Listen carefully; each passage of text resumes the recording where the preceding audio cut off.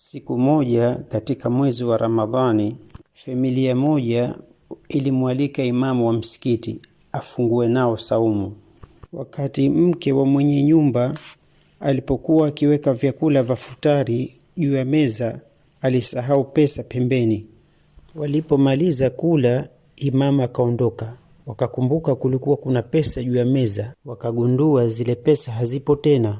Wakastaajabu kwa kuwa hawakuwa na watoto na mtu pekee aliyeingia nyumbani alikuwa imamu. Wakaanza kumtilia shaka. Mke akamwambia mumewe amuulize yule imamu kuhusu jambo hilo, lakini mume akasema si jambo la heshima kumshutumu imamu. Wakaamua kukaa kimya na kukata uhusiano naye.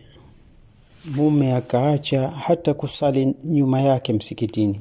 Miezi ikapita hadi Ramadhani nyingine ikafika. Siku moja mume akamwambia mkewe, tuko katika mwezi wa rehema na msamaha, inatupasa kusamehe na kusahau yaliyopita.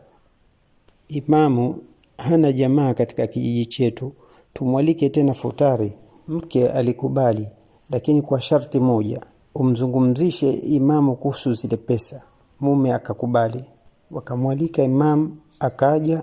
Baada ya futari akamtajia kuhusu zile pesa. Imamu akashangaa na machozi kumtoka. Wakamuuliza, kwa nini unalia ewe imamu? Imamu akasema, kinachoniliza ni kwamba umefika mwaka hamkufungua msahafu hata mara moja.